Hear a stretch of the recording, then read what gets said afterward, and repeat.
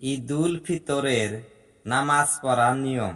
প্রথমে নিয়ত করবে, তারপর তাকবীরে তাহরিমা বলে হাত তুলে তারপর হাত বাঁধবে।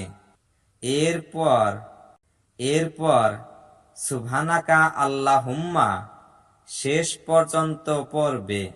তারপর 3 বার আল্লাহু আকবার বলবে। প্রত্যেকবার তাকবীরে তাহরিমার মতো উভয় হাত কান পর্যন্ত তুলবে এবং তাকবীরের পর হাত ছেড়ে দেবে। প্রত্যেক তাকবীরের পর এতটুকু বিলম্ব করবে যাতে 3 বার সুবহানাল্লাহ বলা যায়। তৃতীয় তাকবীরের পর হাত ছেড়ে না দিয়ে হাত বাঁধবে।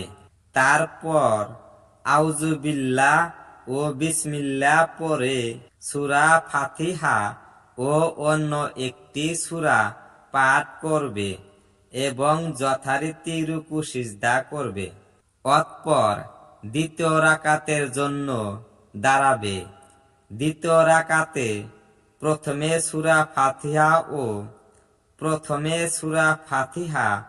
ও অন্য যে কোনো সূরা একটি পড়বে। তারপর পূর্বের নিয়মে 3 তাকবীর বলবে। তবে এখানে তৃতীয় তাকবীরের পর হাত বাঁধবে না, বরং হাত ছেড়ে রাখবে এবং আরেকটি তাকবীর বলে রুকুতে যাবে। নামাজের পর মিম্বারের উপর দাঁড়িয়ে 2টি খুতবা পাঠ করবে। উভয় খুতবার মাঝখানে এতটুকু সময় বসবে যতটুকু সময় জুমার 2 খুতবার মাঝখানে বসা হয়।